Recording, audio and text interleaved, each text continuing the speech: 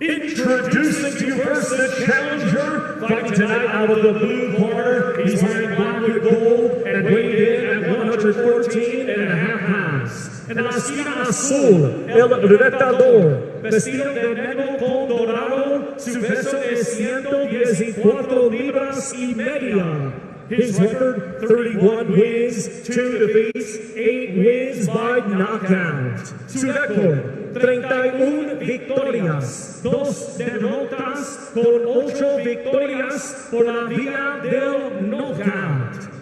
De Santiago de Chile, presentando Miguel Aguja Gonzalez.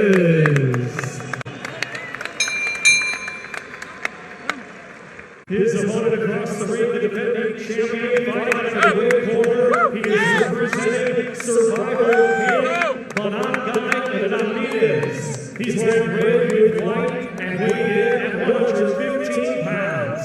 En la esquina roja, el campeón, vestido de rojo con blanco, su peso es 115 libras.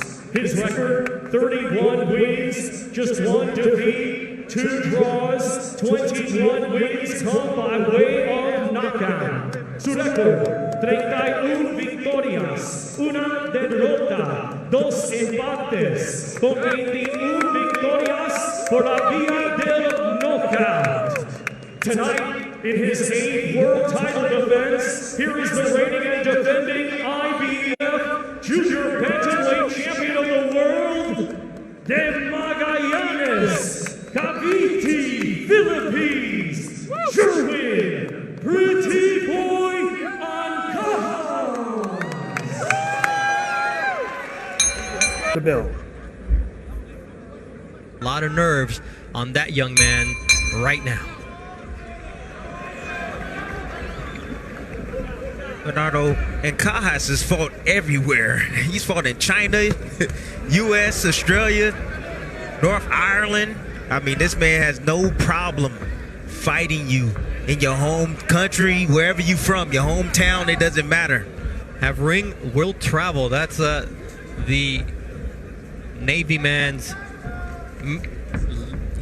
his theme. I mean, this guy is not afraid to go anywhere. No. As you mentioned, he's an international traveler. He just received a promotion to Senior Chief Petty Officer in the Philippines Navy Reserves on August 19th. So even though he couldn't fight because of visa issues of his opponent, he still kept busy. And that boot camp mentality is what you can see the great shape he's in. That's right.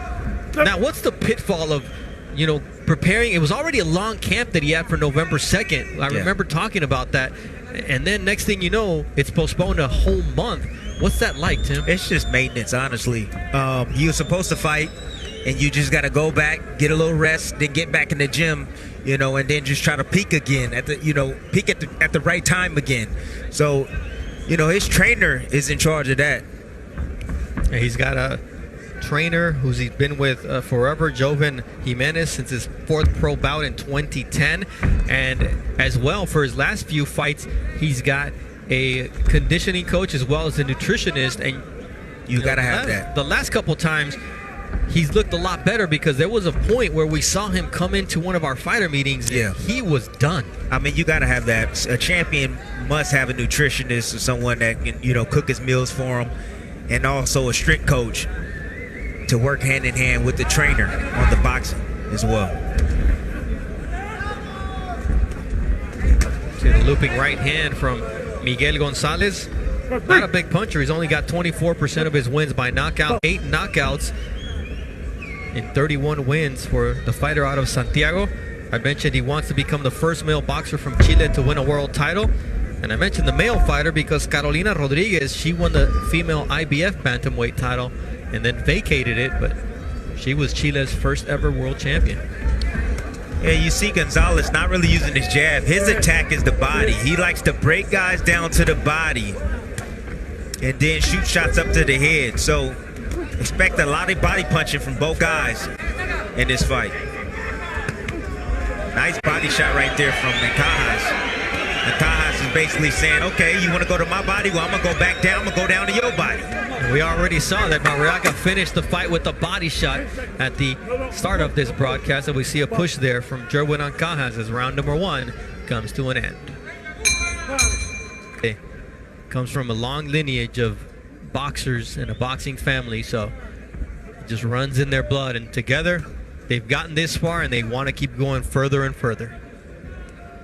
For now, it's Jerwin Ancajas in the red trunks trimmed in white, taking on Miguel Gonzalez from Santiago, Chile. You mentioned the percentage of his landed shots that are body shots.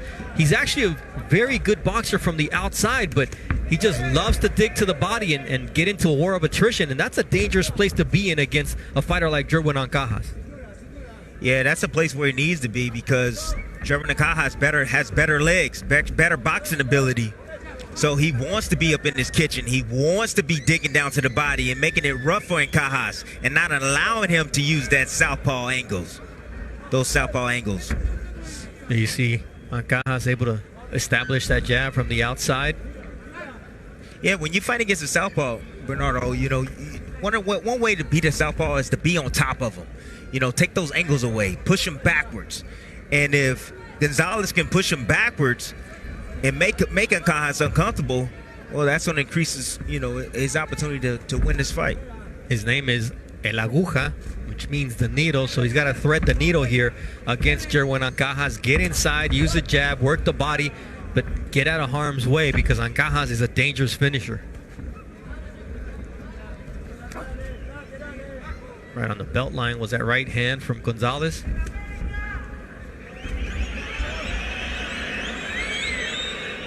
Ancajas can be hot and cold. In his last fight against ryuichi Funai, he looked spectacular. Yes, he did. And before that, you were not at all happy with his previous performance, a draw against Alejandro Santiago in his 6th title defense.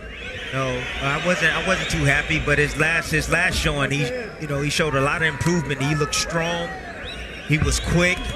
You know, he placed his shots very well, kind of like what he's doing right now. Placed his shots very well to the body and got the knockout. He's finding openings in Gonzalez and creating them and taking advantage of them as Gonzalez landed a nice right hook to the solar plexus. Got those earmuffs on, does the Chilean fighter.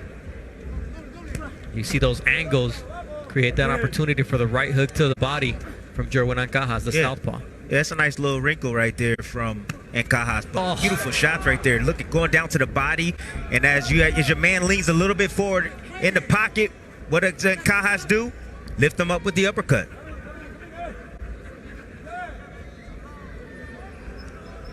There's taking what the opponent gives you, and there's creating openings and opportunities, and that was the case for Jerwin Ancajas here as we close out round 2 of a scheduled 10-rounder with the world title. Attention's all on you, and you have to deliver at home. Deliver, that's what these two guys are trying to catch, a liver shot. Both Jerwin Ancajas and Miguel Gonzalez. A lot at stake for Gonzalez in his first world title opportunity. And for Ancajas, he needs to keep proving that he is an elite fighter at 115 pounds because there are a lot of big names out there for him, be it Estrada, Sorung Visay, Donny Nietes, his fellow Filipino, Kazuto Ioka, Khalid Yafai, Chocolatito Gonzalez. A lot of talent, a lot of good fights to be made if he continues to win. Yeah, I'm seeing some maturity from Ancajas. You know, he's really standing his ground, really sitting down on his punches now. You know, that could contribute to, his strength and conditioning. You know, and he's looking like he's getting a lot more comfortable inside the pocket. You know, he's got a nice high guard, digging down to the body. He's not running around. You know, he's just walking in the ring, using his jab. Right there. And he has his opponent in trouble here as Miguel Gonzalez is able to stay on his feet, but Ancajas smelled blood and goes for the body shots. Little low there with that left hook, but Ancajas is dangerous. But look how short those shots are. Yeah. You know, from Ancajas. They're nice short place shots. They're not wide, so he's been working on this in the gym. He looks good tonight. And the other thing is, Miguel Gonzalez is making him work for it. This fighter came in here with a desire to make history for his home country. He's fighting against Ancajas with a lot of heart, but those body shots have got to wear him down. You die by the sword, you live by the sword, you die by the sword. By the sword, yep. We see Gonzalez taking a lot of punishment to the body from Jerwin Ancajas, who goes downstairs once again. Nice right hand there from Gonzalez. Yeah, Gonzalez had no choice but to get inside the kitchen of Ancajas because Ancajas is just too athletic for him. Too much ability. Big NBA fan. His sons are named after Kyrie Irving and Kyle Korver. And his daughter, just less than a year old, JC Kiera. So that's his inspiration. He keeps him back home in survival camp, but the last 2 fights he's been going to the naval base to do his work, and you can tell the difference in the maturity level that you've mentioned and his improvement in boxing. My man trying to knock out Gonzalez. That's exactly what Ancajas is trying to do. He's sitting down, he's right in front, you know, and Ancajas is the way he normally fights, he's a counter puncher. That's what he likes to do. He's a counter puncher, but now he wants to be first. He wants to respond, and he's trying to hit hard tonight. He's trying to knock out Gonzalez. Good work from the champion, Jerwin Ancajas, here in round number 3 of a scheduled 12-rounder.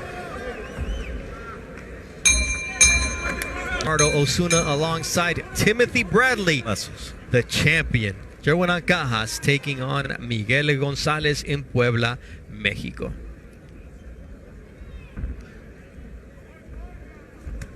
Ancajas now on the hunt. You mentioned it, the way he closed out the previous round, and now how he comes out for round 4.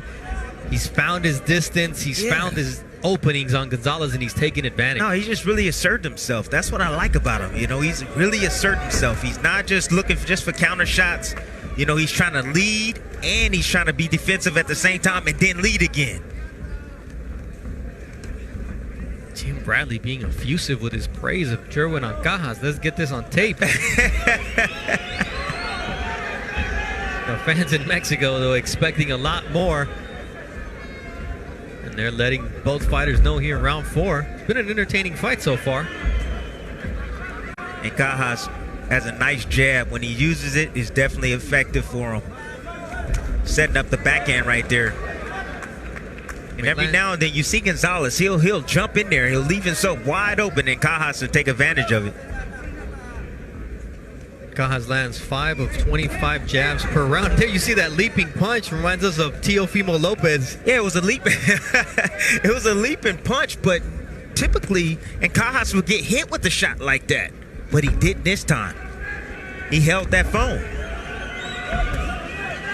Going back to the jab numbers, the junior featherweight average is 2 landed of 16 thrown. So Ancajas is usually way above those numbers. He's keeping to that trend tonight.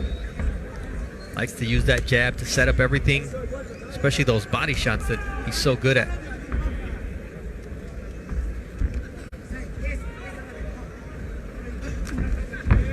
Nice counter right there from Ancajas. He saw the punch coming. You have to see the punch. If you want to avoid it, you got to look at it. You got to see it.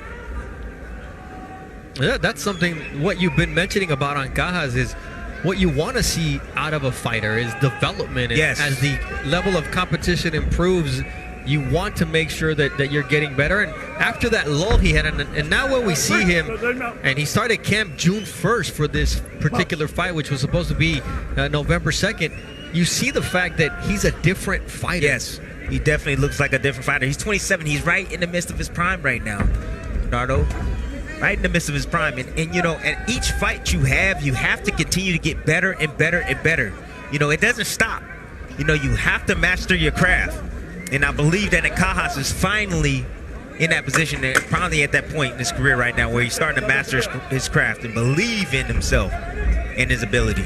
He had that lull in his career, but now it seems to be paying off, getting that ring in the Philippines leading up to this fight. And Miguel Gonzalez, well, he sparred Juan Pablo Mesa and Gonzalo Funelida in Chile, and then he went to Puerto Rico and he sparred prospect Javier Cintron. So he got really good work, especially at the tail end of his training camp, knowing that he had to step it up for this world title opportunity.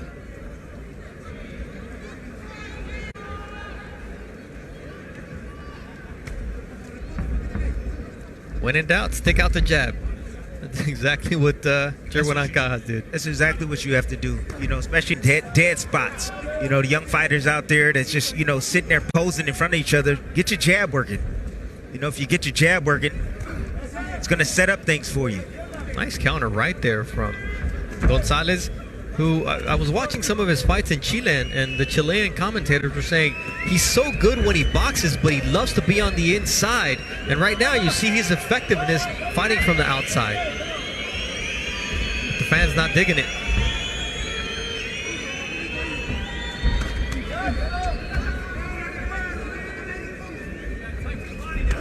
Nice shot to the body there, the solar plexus from Miguel Gonzalez, who tries to find an angle and gets caught with a short left hook from Jerwin Ancajas.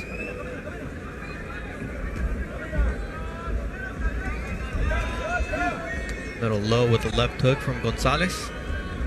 Hit the leg of Jerwin Ancajas.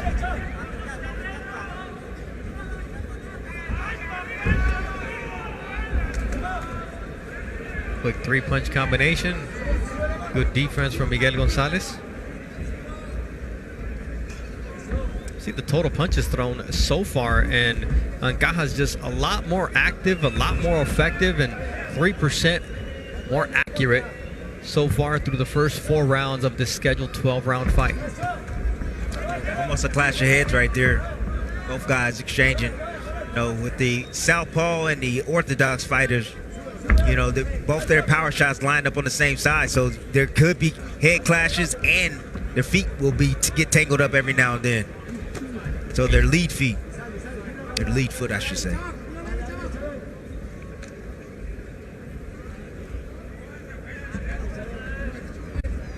We're talking about the power punches. Ancajas landing at a 50% clip with 76 of 153 landing. Not bad for Gonzalez. He's landed 34 of his 92. It's just Ancajas more active, more accurate, and I would say more powerful. Yeah, he's more powerful, Bernardo. He's kind of seemingly taking this round off right now. You know, he threw some big shots early. He landed, and it really didn't have a whole lot of effect like he wanted it to. So he's kind of taking this round off. Oh, nice right hand there from Jerwin Ancajas to close out this 5th round. We're in a scheduled 12. Ancajas is doing right now. He's being the bully. Normally he likes to fight off the back foot. He's actually pressing the action, ladies and gentlemen. He's actually looking for the knockout. This is a different Ancajas, Jerwin Ancajas. He took that round off. You mentioned it. Oh, headbutt warning there from Wayne Hedgepeth, the 3rd man in the ring. But yeah, I mean, he wants to put on a show. He wants to prove to the other guys at 115 pounds that he is a force to be reckoned with. And boy, there's a lot of talent at that junior bantamweight division.